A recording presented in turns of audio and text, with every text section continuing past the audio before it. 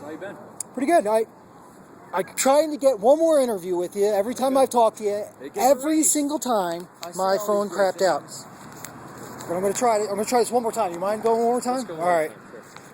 So, when it first started out, I was talking to you about the southeast corner, the Occupy, Site 2, whatever. Now, it had some other name. It was Safe Haven?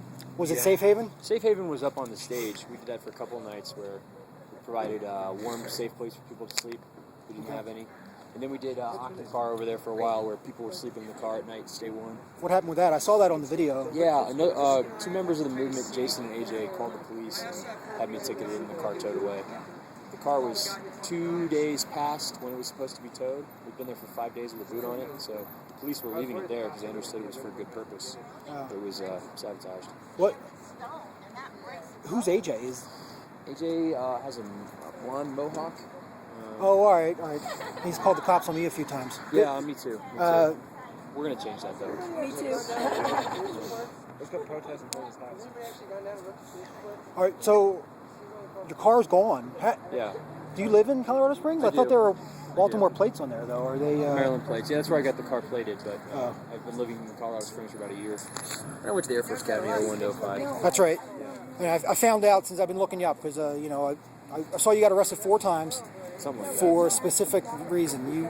Your specific cause, I think, I'm going to put some words in your mouth now, but is for the homeless rights, right? You think that anybody can sleep anywhere they want? Yeah, my specific cause is finding a better way for human beings to exist in harmony. And part of that starts with taking care of those of us who are least fortunate and who are most in need of compassion and help. And everyone should have a safe place to sleep without fear of being kicked awake or disturbed. Everyone should have food in their belly. And if we all share, there'll be such an abundance, there's no reason why we can't provide for everybody. Okay, how do you think this Occupy is going to change that? We're having the conversation, It's a great ongoing conversation. And if we can simply figure out how to disagree peacefully, we will have done something great for all of the humans. Yeah. And that's what we're trying to sort out here. We have all these different perspectives and viewpoints and ideas. Can we all come together in one team? And I believe we can, and we are. I'll be checking it every once in a while because I'm afraid it's going to stop again. But how is it any different, though, than democracy, than what we have right now? There's a lot of talk right now of moving past a vote-based majority rules model, democracy, to a consensus model. Now, how this is going to work, we're not all sure, but the idea is we all sit down and keep talking and keep talking and keep talking until consensus is reached. We all leave the powwow. All right, so consensus, is it 100%? Because I've looked this up, too, because I've seen this mentioned here a few times. Yeah. Consensus-based. Yeah. What does that mean? I'm not exactly sure how it's going to work or how it's supposed to work. It's a new thing, But just the notion of finding a model where the majority doesn't have the power to oppress the minority. Because even in a democratic vote and a majority rule system, there are minority voices that aren't going to be heard, and that's not acceptable. Everyone has an equal right to be heard and express their views. All right, I looked up consensus, and it seems like it's been hundreds of years old, actually. I think the idea there's different ways that they've implemented it, and flag colors and all these different kinds of ways, and how you're supposed to work past differences. Like, I don't exactly agree with what you're putting forth, but it doesn't bother me enough to vote against, kind of thing. Right. That's the kind of thing you're going. Or I disagree with what you're putting forth, but it doesn't mean we have to fight. It doesn't mean we have to, threaten or insult each other. We can all get along.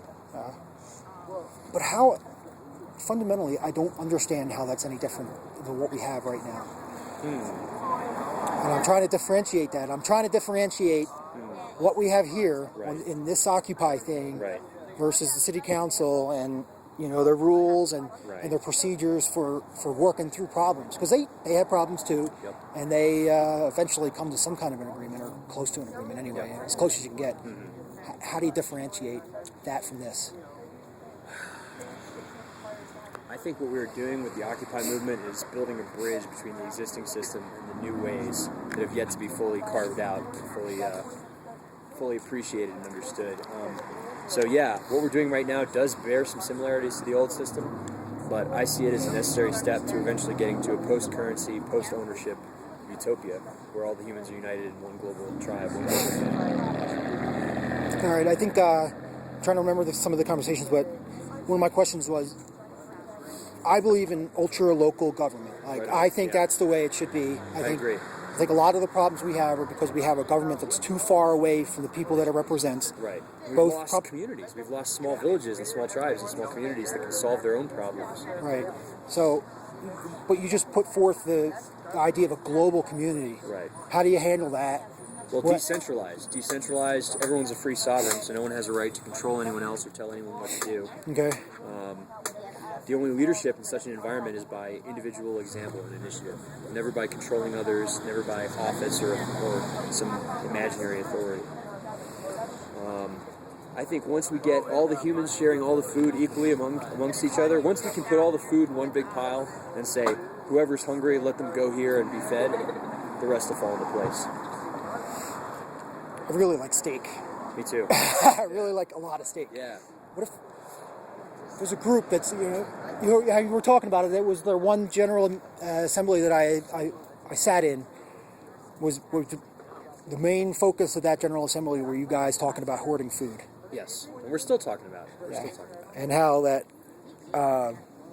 It's counterproductive. it's counterproductive. But if a small group like this, 30 or 40, there was maybe 13 people in that meeting, Right. and they couldn't even come to an agreement on the food. True. How do you expect, for Right. no motivation other than sharing, how do you get to that?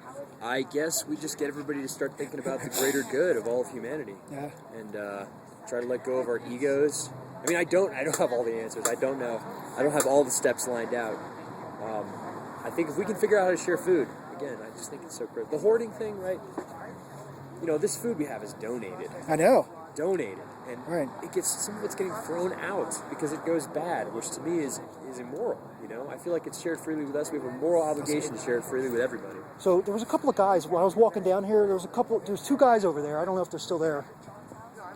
There's two guys asked me for change, and I told them, "You guys have food, and Yes. you'll share it." And they were afraid to come over here, Huh. and because they thought, one, that you wouldn't accept them over here, and that two, that they would be charged for the food that they took. But they're over there. So I think they were before the argument started here. Well, we have a selection of baked goods, Panera bread, and some peanut butter and honey sandwiches, and I've already offered them to a few people that stopped by and were hungry. Yeah.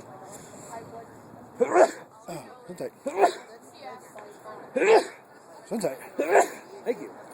Long nights out here. So, been arrested 4 times. Yes. Were you arrested because they called the cops on you? Yes. I think I read that. I think that they called you a trespasser. Yeah, and it's in the police blotter too, in public record. Jason's name.